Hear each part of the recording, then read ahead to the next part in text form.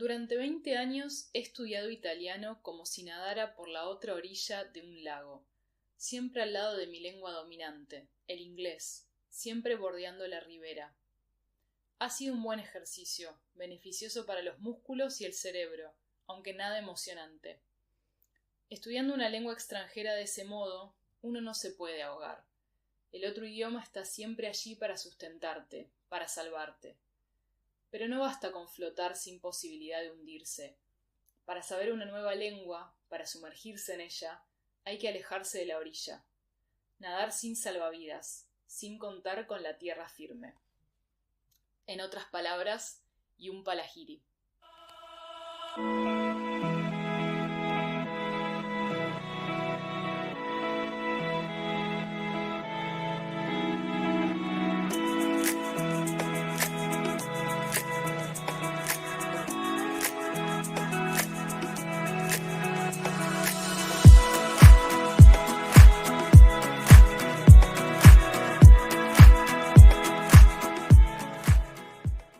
Hola, bienvenidos y bienvenidas al tercer episodio del podcast del Laboratorio de Lectura. Primero les quiero agradecer a todas las personas que están bancando este proyecto, personas que escucharon los 2 primeros episodios y me hicieron llegar su opinión desde distintos lugares, desde Argentina, desde Colombia, desde Alemania, desde España, desde Estados Unidos, personas que alguna vez participaron en mis talleres y me mandaron mails, amigos y amigas que comentan, comparten y difunden, alumnos también que lo escucharon y que me preguntan cuándo se viene el próximo episodio. A todas estas personas, gracias. Y si es la primera vez que estás escuchando el podcast, que caíste acá, bueno, mi nombre es Soledad Arienza, estudié letras en la UBA y me dedico a leer, escribir, investigar y enseñar. Algunas de las cosas que hago en torno a este proyecto las comparto en el Instagram del proyecto, que es @labdelectura. Y si todavía no me seguís, obviamente podés hacerlo ahora. Y también parte de lo que escribo lo comparto en mi página web, que es soledadarienza.com. En relación con el Instagram, no quiero dejar de agradecerle a Manu, mi amiga del alma, que me está dando una mano enorme con la difusión de este proyecto. Y llegamos entonces al tercer episodio. Y este episodio está muy conectado con el anterior, el de los viajes. Viste que yo había comentado la vez pasada, que si bien a priori no pensaba que los episodios necesariamente fueran a tener una conexión entre sí, se fue dando que el de los viajes al final estaba conectado con el primero, que era el de los orígenes. Bueno, y con este tercero va a pasar algo similar, y es que está conectado con el anterior, que es el de los viajes. Porque hoy vamos a hablar de las lenguas, y te voy a traer una constelación de textos que piensan y trabajan, tematizan el tema de las lenguas en relación con cuestiones como la identidad, la migración, los viajes, la alteridad, el hecho de ser extranjero o extranjera. Son textos que a fin de cuentas se preguntan por la relación de las lenguas y los sujetos que las hablan. Y te decía que este episodio se conecta con el anterior porque en realidad uno de los textos que vamos a empezar a comentar hoy, que es el texto que cité al comienzo del episodio, que es En otras palabras de Jhumpa Lahiri, yo tenía pensado incluirlo al final del episodio anterior. ¿Por qué? Porque uno de los puntos de los viajes, como vimos la otra vez, es la búsqueda y el ir hacia lo distinto. Y en muchos casos los viajes implican el contacto o la inmersión con lo diferente también desde un punto de vista lingüístico. Puede ser que viajemos a un lugar donde se hable una lengua distinta a la nuestra o un lugar donde se hable nuestra misma lengua pero otra variedad de la misma. Y entonces la idea era hablar de esto al final del episodio de los viajes, pero al final se iba a ser muy largo, entonces dije, bueno, me parece que las lenguas se merecen un episodio entero para poder hablar sobre ellas. Además, quería adelantar que este episodio es muy especial porque vamos a contar con la participación de una invitada que es una persona muy especial para mí, Francesca Rindone. Fran es italiana, es antropóloga y actriz y vive desde hace 10 años en Buenos Aires.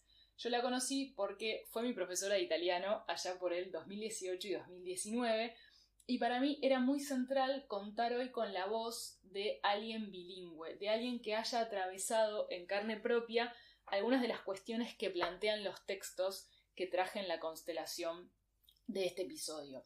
Por eso le hice a Fran algunas preguntas que me respondió de manera muy amorosa por audios.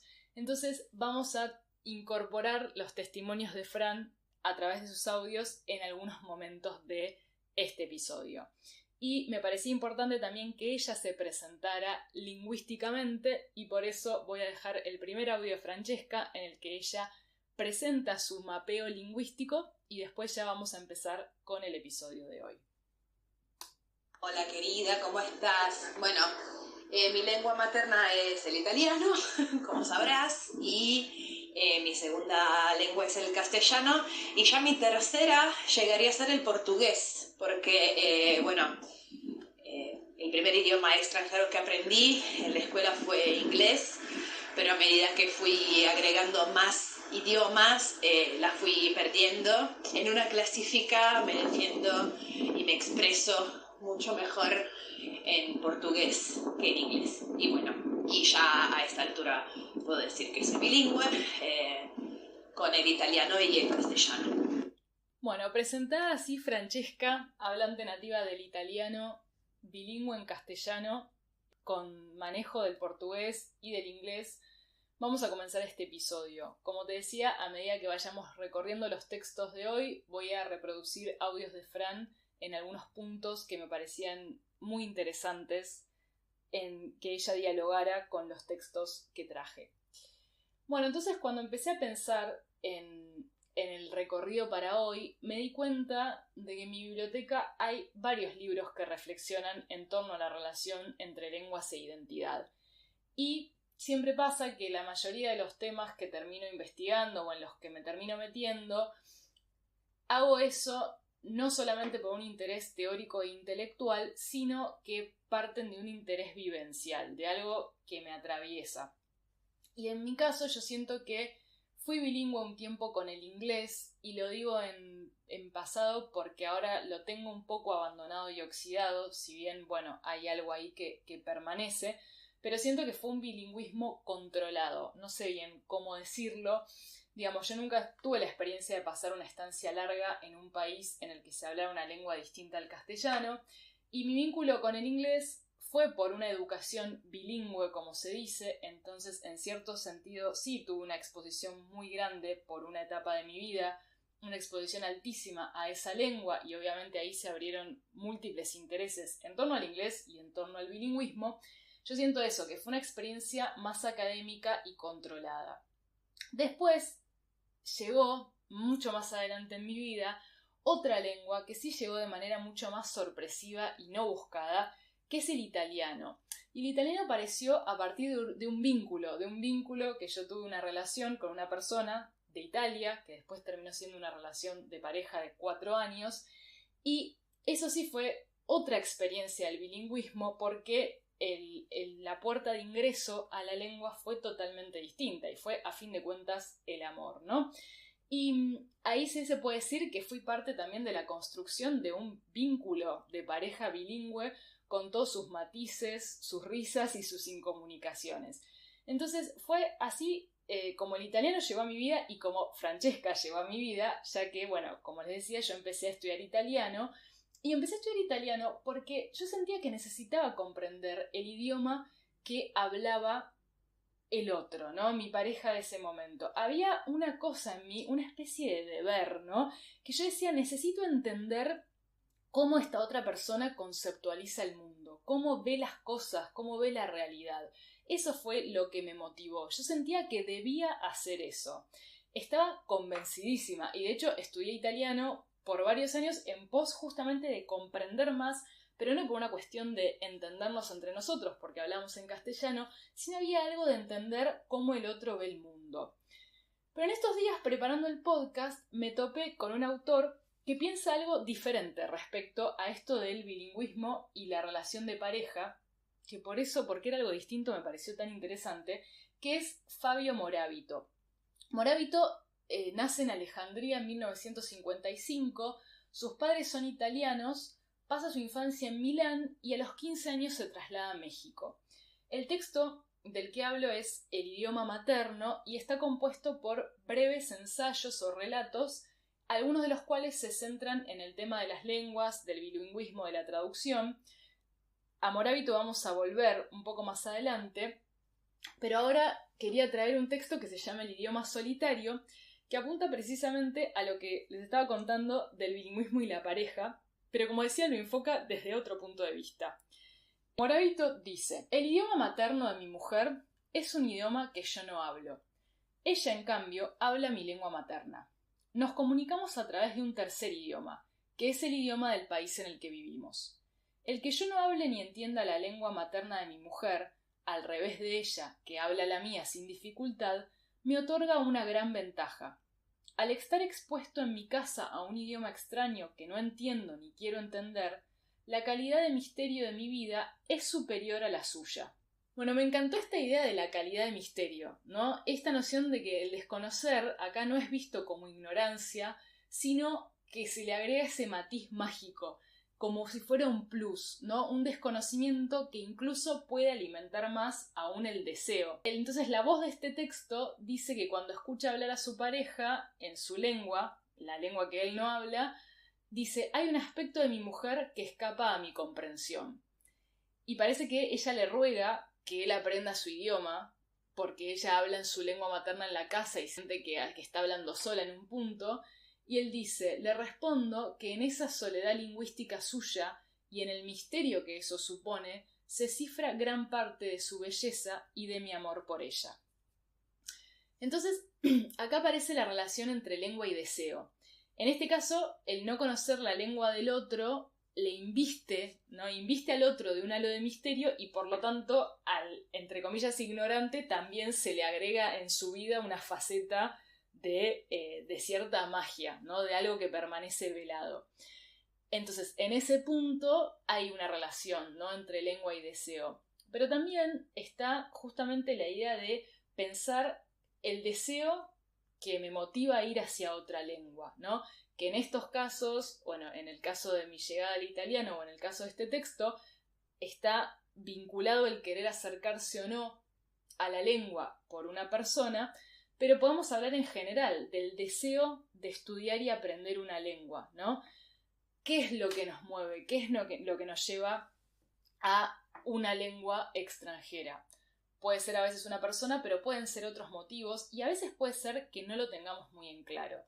Y para empezar a abordar esto está justamente el texto que cité al principio, que es ese texto de Jhumpa Lahiri que se llama En otras palabras. Esta autora nació en 1967 en Londres, sus padres son bengalíes y a los 3 años se mudaron a Estados Unidos, por lo cual Lahiri ya es un sujeto bilingüe, tiene esta cuestión del bengalí y del inglés. Sin embargo, en el texto que estamos trabajando, En otras palabras, ella lo que va a hacer es explorar la aparición en su vida de una tercera lengua totalmente ajena, que es el italiano, justamente. Y el texto está, de hecho, escrito en italiano. El título es In altre parole. Y todo surge, digamos, su encuentro con el italiano empieza en 1994, cuando ella viaja por primera vez a Florencia. Ella vivía en Boston, en Estados Unidos. Bueno, ella, como arma de viaje, digamos, como herramienta, compra un diccionario que es su única herramienta y que después va a pasar a ser mapa, brújula, texto sagrado, digamos, su guía. Ella lo que hace es plantear un paralelismo entre el encuentro con una nueva lengua y el enamoramiento, ¿no? Justamente lo que se juega de deseo en ese encuentro. Hay un reconocimiento dentro de ella y fuera. Esta idea de, ¿no? Cuando conocemos a alguien, esos encuentros humanos, diría Sabato, en los que uno se reconoce y como si se conociera de antes, ¿no? Y dice: en mi interior existe un espacio donde esta lengua se sentiría cómoda. Es una lengua completamente ajena a su genealogía familiar, a su contexto, pero hay un reconocimiento. Y más adelante dice: siento algo inexplicablemente físico, me despierta una inquietud persistente y absurda, una tensión exquisita. Es una especie de flechazo. Lo lindo es que Lahiri no se queda con el flechazo y lo deja ahí, sino que lo sigue y construye algo a partir de ese flechazo. Por lo cual 20 años después va a volver a Italia, esta vez a Roma, para una estancia más larga. Unos meses antes ella se empieza a preparar para el viaje y toma una primera decisión, que es la de leer solamente en italiano. Si bien sigue escribiendo en inglés, porque de hecho está terminando una novela, lee solamente en italiano, entonces se encuentra disociada. Y al respecto dice esto: pienso en Jano, el dios bifronte, dos rostros que miran al mismo tiempo, al pasado y al futuro. La antigua deidad del umbral, de los inicios y de los finales. Representa los momentos de transición, vigila las cancelas, las puertas. Un dios exclusivamente romano que protege la ciudad. Una imagen peculiar que estoy a punto de encontrar por todas partes. Hay algo de esta escisión que vamos a encontrar también en otras autoras que vamos a ver más adelante, como Silvia Molloy o Agota Christoph. Esta idea de una división en el sujeto a causa del bilingüismo. En este caso, la división además se da en dedicar una lengua a la escritura y otra a la lectura. Cuando llega a Roma, en este ya segundo viaje, esta estancia más larga, el primer espacio en el que se atreve a escribir en italiano es un diario íntimo, ¿no? Lo circunscribe a una textualidad que no es a priori dirigida a lo externo, ¿no? Y estas son las impresiones que le genera estar escribiendo en esta lengua. Dice: es como si siendo diestra escribiera con la mano izquierda, mi mano débil. Parece una transgresión, una rebelión, una estupidez. Y más adelante ya dice que cuando lee en italiano es huésped, pero cuando escribe en italiano es una intrusa, como si la lectura fuese entrar a la lengua extranjera de manera más cautelosa, medio pidiendo permiso, ¿no? Bueno, sin romper nada, sin intervenirla, aunque en realidad la lectura es un modo de apropiación también, mientras que la escritura ya es, como dice Paul Ricoeur en algún lado, es morder el lenguaje, ¿no? Dejar una marca, y como si eso fuera un acto mucho más contundente y una intervención mucho más osada. Obviamente, el acto de escribir en esta otra lengua a ella le genera mucha incomodidad. Dice: escribo en los márgenes, tal como he vivido desde siempre, en los márgenes de los países y las culturas, una zona periférica donde no es posible que me sienta enraizada, pero donde ya me encuentro cómoda, la única zona a la que creo pertenecer de alguna forma. Y es esa situación de sentirse en los márgenes la que impulsa a la Giri a seguir preguntándose por ese deseo. Esto, ¿de dónde viene ese deseo de meterse en el italiano tan de lleno, de experimentar esa incomodidad? Y la respuesta tiene que ver precisamente con su bilingüismo de base. Decíamos que hay 3 lenguas que la identifican en su presente: el bengalí, el inglés y el italiano. El bengalí es la parte que pertenece a sus padres. Después de niña aprende el inglés por vivir en Estados Unidos. Y es a los 25 años cuando aparece el italiano. Se produce así un triángulo entre esas 3 lenguas. El italiano obviamente cambia la dinámica entre las otras 2. Y dice la autora: yo soy hija de aquellos 2 puntos infelices, pero el tercero no nació de ellos, sino de mi deseo, de mi fatiga. Nació de mí. Creo que estudiar italiano fue una fuga del largo enfrentamiento entre el inglés y el bengalí. Un rechazo tanto de la madre, el bengalí, como de la madrastra, el inglés. Un camino independiente. Este triángulo forma el marco de su autorretrato. Y sobre esta idea del autorretrato dice: siempre he querido ver algo concreto en este marco. Quería que dentro hubiera un espejo capaz de reflejar una imagen precisa y nítida. Quería ver una persona cabal, no fragmentada. Pero esa persona no existía. Por mi doble identidad solo veía oscilación, distorsión, disimulo. Veía algo híbrido, desenfocado, siempre confuso. No poder ver esa imagen concreta tal vez sea la obsesión de mi vida. Su ausencia me pesa. Temo que el espejo no refleje otra cosa que un vacío, que no refleje nada. Provengo de ese vacío, de esa incertidumbre. De ese vacío, de toda esa incertidumbre, viene el impulso creativo, el impulso de llenar el marco. Lo interesante es que el italiano tampoco llena ese marco, porque al contrario es sumar una variable que en cierto punto le genera más desestabilización.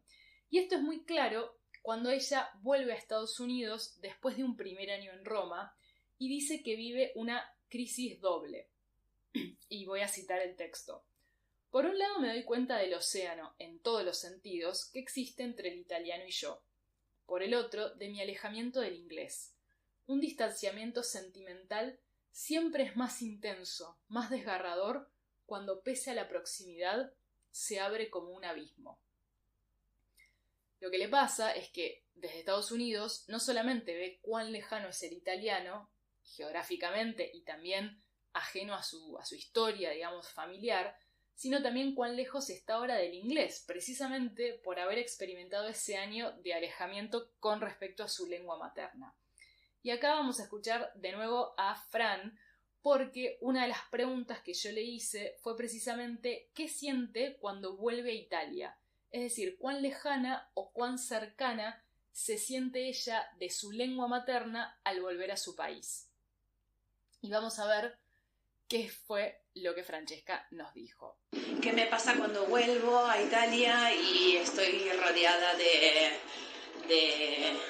gente que habla el mismo idioma? Bueno, cuando como que ya en el aeropuerto empiezo a... Como que la primera sensación es... ¿Qué? ¿Ah?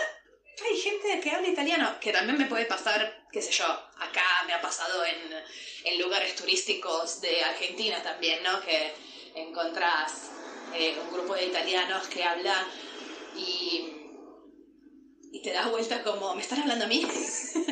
Y no, solo hablan mi idioma. Y después lo que me pasa, no, los primeros días hablo súper mal, tipo, no me salen las palabras, digo cualquier cosa, tipo, me pongo nerviosa para hacer cosas, no sé, interacciones cotidianas, ¿viste? Como sacar un pasaje del tren, una cosa así. Y después, ¿qué más me pasa? Bueno, la gente me pregunta de dónde soy, me pregunta, sobre todo cuando estoy, qué sé yo, en otras ciudades me ha pasado de que me preguntan de dónde soy y que me escuchan un acento extranjero y personalmente eso me gusta porque siento que perdí mi acento original del italiano, que en realidad no lo pierdo nunca, pero es un acento que detesto y entonces cuando me preguntan si soy argentina, lo prefiero respecto a que me casen el acento piemontés provinciano montañero que tengo, porque es muy, bueno, es un acento, sí, como medio, no sé si alguna vez me lo voy a poder apropiar, porque es, no sé, ya está muy estigmatizado, entonces, qué sé yo. También he jugado a ser argentina en Italia, sobre todo en Nápoli, donde los adoran, y nada, y me ha ido muy bien. Bueno, ahí va el segundo testimonio de Fran y es interesante que ella refiere justamente a un cierto tipo de distanciamiento que se da a partir, primero, de esta sensación de torpeza con su lengua materna, ¿no? De no saber cómo expresarse en interacciones cotidianas y de necesitar una especie de tiempo de adaptación hasta que el italiano arranque de nuevo una vez que ella está en Italia. Y también hay otro distanciamiento, no digo distanciamiento tomando lo que decía Lahiri en la última cita que leí, hay un distanciamiento que se produce con este tambaleo de la identidad, que en cierto punto, cuando ella vuelve a Italia, pasa a ser una extranjera. Vemos que ella lo vive como algo lúdico y como algo que de hecho disfruta, ¿no? El poder ser otra en su propia lengua. Y podemos decir que entonces el contacto con otra lengua genera en el sujeto una metamorfosis, y esto lo aborda Lahiri en el texto. Ella dice que la metamorfosis es un proceso que es tan violento como regenerador, porque es una muerte y un nacimiento. Entonces hay algo ambivalente y confuso que se juega ahí, en ser dos cosas al mismo tiempo, como el dios Jano justamente, ¿no? Mirar el pasado, mirar el presente, escribir y leer, ser italiana y ser argentina, en el caso de Francesca, esta dualidad. Y hay una cita de las últimas páginas de Lahiri que me encanta, que si bien hace referencia a la escritura, la podemos ampliar al hecho en general de hacer una inmersión en otra lengua, que dice: escribir en un idioma distinto representa un acto de desmantelamiento, un nuevo comienzo. Me gusta pensar esto, de que para que lo nuevo aparezca, para poder ir hacia lo nuevo, hay que desmantelar en un punto algo de lo que uno es y algo de lo anterior.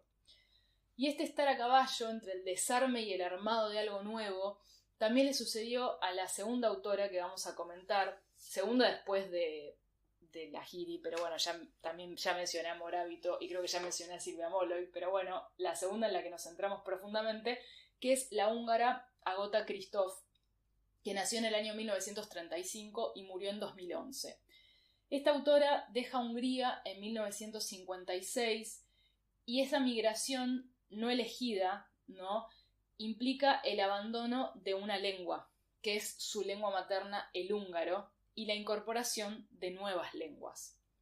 El texto que les traigo hoy se llama La analfabeta, relato autobiográfico, y consta de 11 capítulos o momentos de la vida de la autora. El prólogo está escrito por Nadal Suau, que es un escritor español de Mallorca, y él explica el origen del texto. Dice: La analfabeta es la aproximación a la biografía de Christoph en 11 fragmentos que fueron apareciendo en una publicación alemana y luego tomaron forma unitaria en su primera edición francesa de 2004. Son capítulos aparentemente anémicos, tan breves, tan escuálidos. Y Nadal Suau sigue más adelante.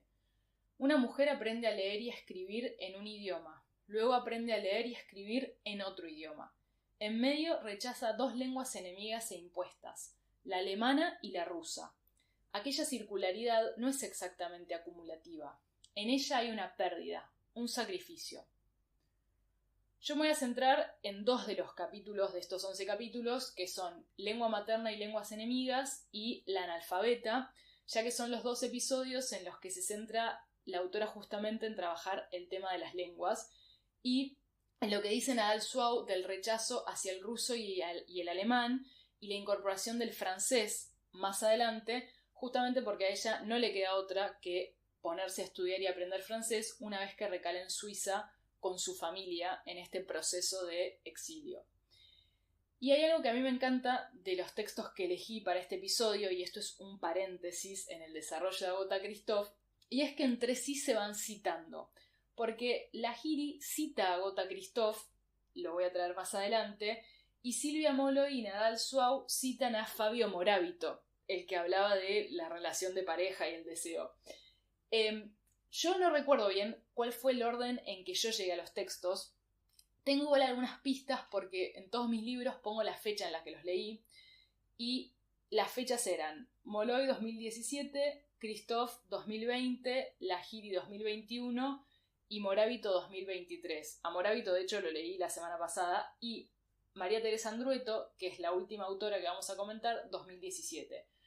A Morabito realmente lo leí ahora para este episodio porque me da muchísima curiosidad que apareciera citado en los otros textos de la selección, pero sacándolo a Morabito, que fue leído ad hoc, las otras conexiones fueron sucediendo. O sea, lo que voy, yo no compré a Christoph porque era citada por Lahiri. De hecho, mi lectura de Lahiri es posterior. Es como que ahí compruebo una vez más esa dimensión mágica y de talismán que yo nombraba en el primer episodio de los textos, ¿no? Que lo sacaba de Calvino. Esta idea de cómo los textos se van llamando de alguna manera los unos a los otros. Fin del paréntesis. Y entonces, volviendo a Christoph, una buena manera de enlazarla con Lahiri es leer justamente lo que la propia autora bengalí dice sobre la húngara en el epílogo de En otras palabras. Dice: Agota Christoph se vio obligada a abandonar el idioma húngaro. Escribió en francés porque quería ser leída, por necesidad. Lamentaba no poder escribir en su lengua materna, y por tanto siempre consideró el francés la lengua enemiga. Yo, en cambio, elijo de buen grado escribir en italiano. No siento nostalgia del inglés ni el control que me permite tener. Pasamos entonces a otro eje dentro del recorrido de hoy, a partir de esta cita, que es la cuestión de la lengua y el exilio. Porque si bien Lahieri migra, ella lo hace por elección, mientras que Christoph se va de Hungría de manera forzosa. Y el relato Lengua materna y lenguas enemigas es una suerte de autobiografía lingüística de Christoph en el que ella relata los encuentros con las otras lenguas. El texto comienza así. Al principio no había más que una sola lengua. Los objetos, las cosas, los sentimientos, los colores, los sueños, las cartas, los libros, los diarios, estaban en esa lengua. Yo no podía imaginar que pudiera existir otra lengua, que un ser humano pudiera pronunciar una palabra que yo no comprendiera. Esta lengua a la que ella hace referencia es el húngaro, su lengua materna, y es interesante que el inicio de este texto, para mí, capaz flasheé un poco, pero para mí tiene algo bíblico, ¿no? Está de alguna manera el tono muy relacionado con el Génesis o con el Evangelio de Juan, de al principio del verbo, y no sé si realmente Christoph tenía en mente esto, pero hay algo ahí, también otra punta que es muy interesante, que es la relación entre lengua y origen, justamente la lengua materna. A los 9 años aparece en la vida de la autora otra lengua, es el momento en el que se mudan primero a una ciudad fronteriza, en la que, como ella explica, al menos la cuarta parte de la población hablaba la lengua alemana. Para nosotros los húngaros era una lengua enemiga, ya que nos recordaba a la dominación austríaca y también era la lengua de los militares extranjeros que en esa época ocupaban nuestro país. Un año más tarde fueron otros los militares que ocuparon nuestro país. La lengua rusa se volvió obligatoria en las escuelas, las demás lenguas fueron prohibidas. Acá entonces aparece la idea de la lengua enemiga, que es muy contundente y marca cierta lucha o pugna entre lenguas y el sujeto, o el sujeto como escenario de esa batalla interna entre estas lenguas. Y tomo la idea también de Nadal Suau de la raíz, ya que en el prólogo él comienza con una cita de Ernst Junger que dice: el lenguaje sin raíz sigue floreciendo un tiempo, como las flores en el búcaro, sin fruto. Y efectivamente acá aparece la cuestión del desarraigo y de si la nueva lengua quita de raíz la anterior o si la nueva lengua puede de alguna manera crecer entrelazada con la anterior. Este vaivén entre lenguas, ¿no? Esta división, la veíamos en la autora bengalí con la imagen del dios Jano y también en su división entre lectura y escritura, y la volvemos a ver acá, obviamente con otras connotaciones, ya que acá tenemos también una cuestión política e histórica que atraviesa muy fuertemente esta biografía. Y el último gran encuentro en este contexto, o en realidad más que encuentro choque, podríamos decir lingüístico, de Christoph, es con el francés, cuando a los 21 años llega a Suiza. Y dice ella, a una ciudad en la que se habla francés. Me enfrento a una lengua totalmente desconocida para mí. Aquí empieza mi lucha para conquistar esa lengua. Una lucha larga y encarnizada que durará toda mi vida.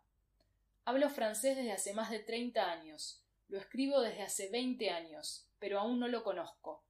Lo hablo con incorrecciones y no puedo escribirlo sin ayuda de diccionarios que consulto con frecuencia.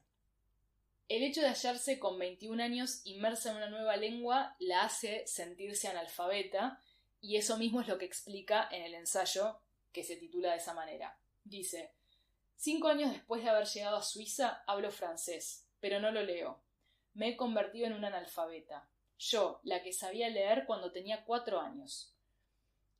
Acá podemos ver entonces esta idea de violencia y regeneración de la metamorfosis de la que hablaba Lahieri, siempre tan dolorosa. Y hay un desmantelamiento, que en el caso de Christoph se articula, como decíamos, en esta lucha entre lenguas. Y por más que el sujeto intente resistir y quiera aferrarse al húngaro en este caso, hay un contexto en el que urge el manejo del francés. De hecho, Christoph cuenta que a los 26 años va a cursos de francés, 2 años más tarde obtiene un certificado de estudios franceses, después va a leer a los grandes clásicos en francés, más adelante escribe.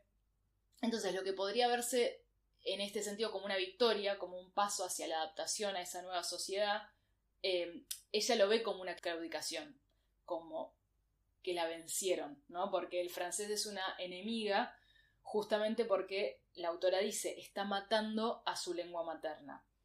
y de esta manera cierra el capítulo La analfabeta.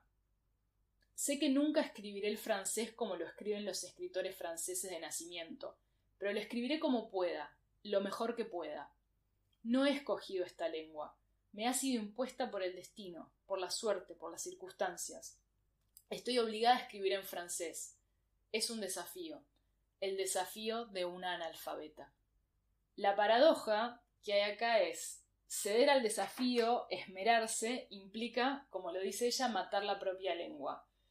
La dualidad que estaba en la Jiri está presente también en este texto, la tensión, pero dadas estas circunstancias y el contexto, es como si acá la tensión no pudiera quedar latente, como en la Jiri. Tiene que resolverse acá, y si se resuelve del lado del francés, el húngaro muere.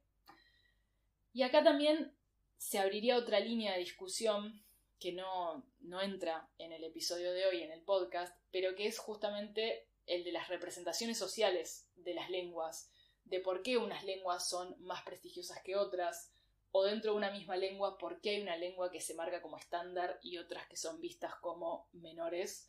Y esto tiene que ver, obviamente, porque la lengua se inserta en tensiones y disputas políticas y culturales, que, insisto, no lo puedo desarrollar acá, pero el texto de Christophe sugiere eso. Entonces, decíamos que con sus diferencias, la Jiri y Christophe dan cuenta de este desmantelamiento del sujeto ante el aprendizaje de la nueva lengua, y algo así también refiere Silvia Molloy, escritora argentina, nacida en 1938 y que falleció el año pasado, en un texto bellísimo que se llama Vivir entre lenguas. Es cortito, pero muy precioso, y Molloy lo que hace en este texto es ahondar en torno a su bilingüismo, o en realidad trilingüismo, porque ella hablaba inglés, español y francés. Esas tres lenguas tenían lugar en su genealogía familiar. Ella cuenta que cada lengua llegó a su vida de un modo escalonado y fue ocupando distintas esferas y actividades. Dice: hablé primero español, luego a los 3 años y medio mi padre empezó a hablarme en inglés. También cuando tenía 3 años y medio nació mi hermana. En lugar de echar los platos por la ventana, como Goethe de chico cuando nace su hermano Hermann Jakob, adquirí otra lengua, que es otra manera de romper con lo seguro. El francés vino después y no conmemoró ningún nacimiento. Fue más bien una recuperación. El inglés a ella le viene de la familia paterna porque la madre del padre era inglesa, mientras que el francés viene del lado de sus abuelos maternos. Pero el francés medio que se había perdido en el camino porque su madre ya no lo hablaba. Es por eso que para ella el francés era una recuperación. Y desde este contexto trilingüe que ella va desentrañando distintos aspectos de su relación con estas tres lenguas. Son capítulos muy breves en los que Molloy rememora anécdotas familiares, también se hace preguntas como por ejemplo ¿cuál será la lengua de su senilidad y en qué lengua morirá? Dice por ejemplo ¿seré trilingüe o en los desechos que emita primará una lengua sobre las otras? Por otra parte me alivia el hecho de que por una vez no tendré que elegir. Y también ella lo que hace es reflexionar sobre la identidad del sujeto bilingüe. Dice: para sentirse cómodo, incluso locuaz en otro idioma, se necesita la inmersión total en lo extranjero y el olvido. Que no queden rastros del home, o sea, del hogar, que se ha dejado atrás. Pero cuando ese home se lleva consigo, o cuando esa extranjería es parte de uno mismo.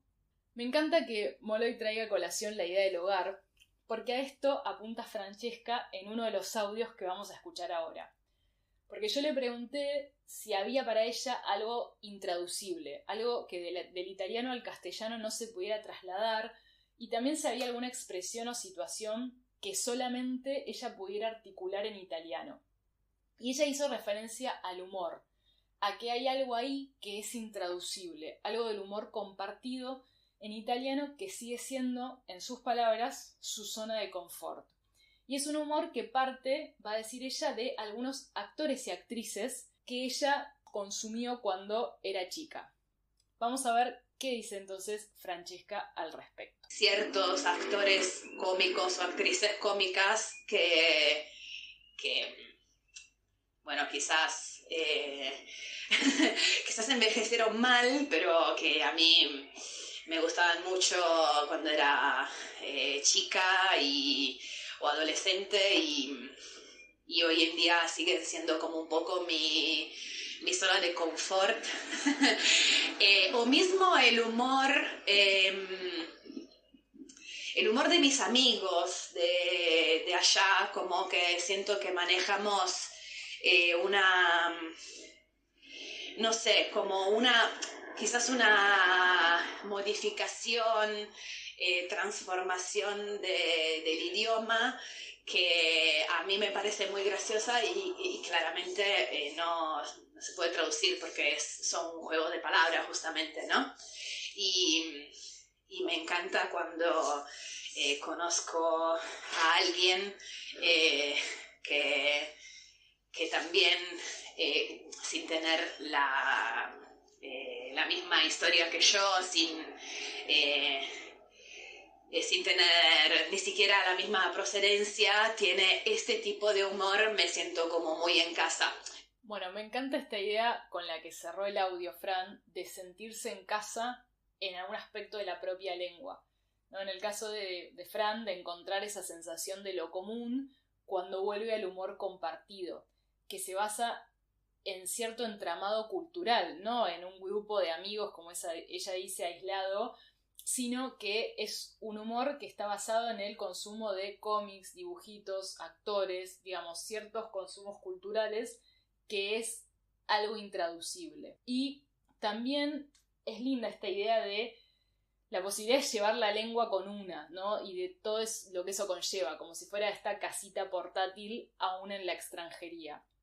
Y que se activa cuando, como dice ella, habla con alguien italiano y se reactivan estas conexiones. Volvemos un ratito a Molloy. Decíamos que en un punto entonces el sujeto bilingüe, decía ella, tendría que olvidarse de su lengua, de una de esas lenguas, pero en realidad la lleva siempre consigo. Era un poco lo que Molloy planteaba, ¿no? Esta idea de hay que estar inmersos en lo extranjero y dejar el home atrás. Pero esta dualidad de dejar atrás y de llevarla consigo también está presente en realidad, y es confirmada esta dualidad en una cita en la que Molloy dice que el bilingüe o el trilingüe tiene que elegir una lengua como sustento, como apoyo, pero que las otras siempre van a estar de fondo. Dice: siempre se escribe desde una ausencia.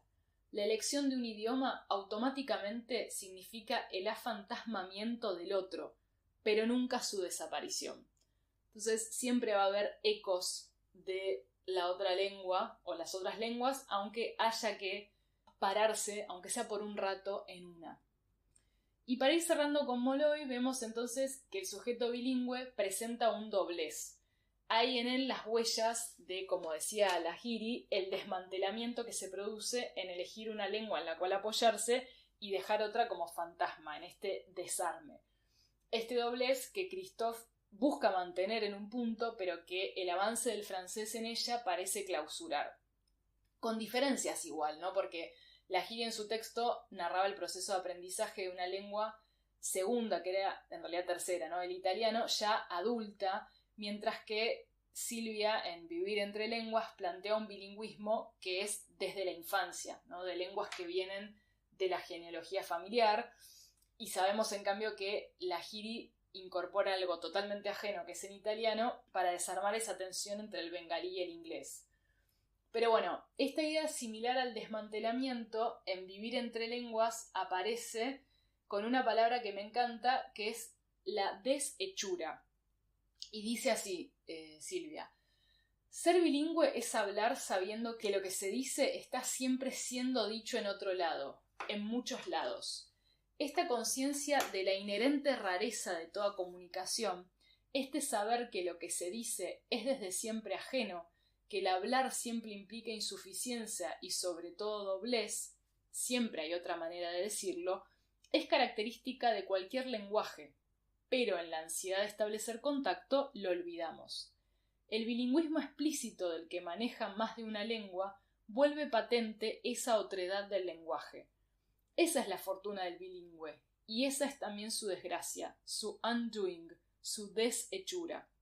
como si se habilitara, pienso, una mirada hacia las costuras de la lengua, ¿no? Podríamos decir, hay una conciencia muy cabal de que lo que digo podría decirse en otras lenguas y también de otras maneras en la misma lengua.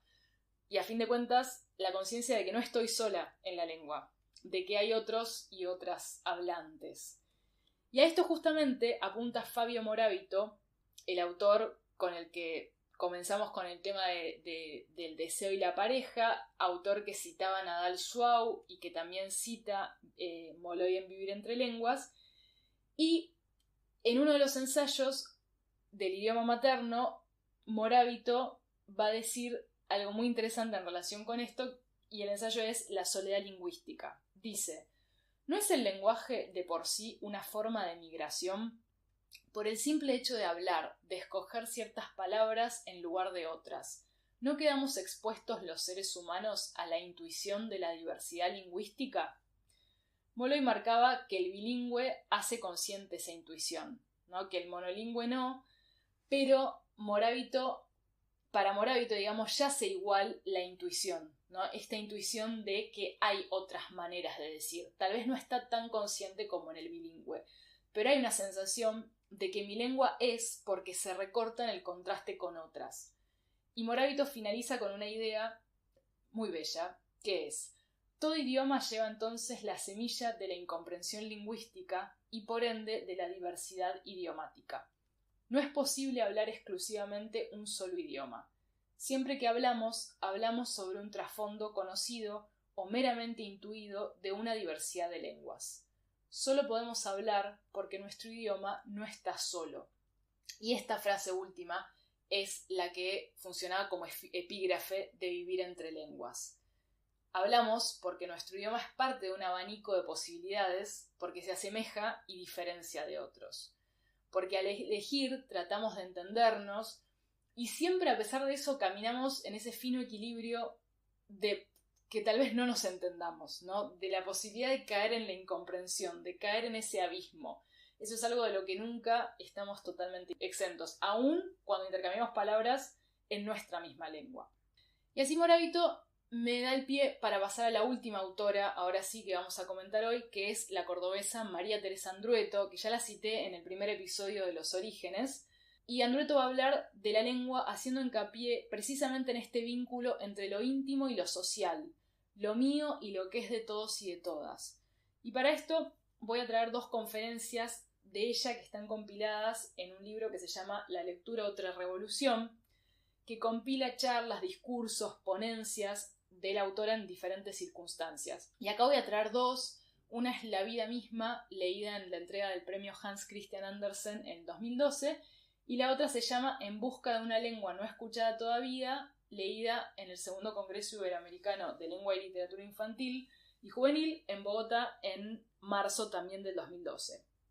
En La vida misma, Andrueto nos recuerda que escribimos, ilustramos, editamos y construimos lectores insertos en una red de tensiones políticas, culturales, económicas. La riqueza consiste en vivir conscientes de nuestro lugar en el mundo, si queremos acercar los frutos de nuestra subjetividad al territorio de otros. Entonces es en esas tensiones políticas, culturales, económicas, como dice ella, ahí, en esas tensiones, está la lengua.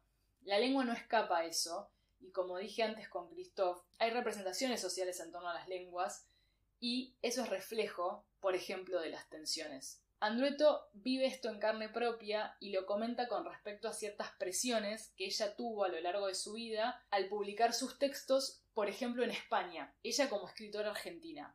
Y dice: vivir conscientes es también defender nuestra particularidad como individuos y como pueblos. Es muy fuerte la demanda de que los libros unifiquen sus asuntos y los usos del idioma, de que se vuelvan un poco neutros, pero la literatura busca en lo particular el palpitar de la lengua, su permanente inestable movimiento.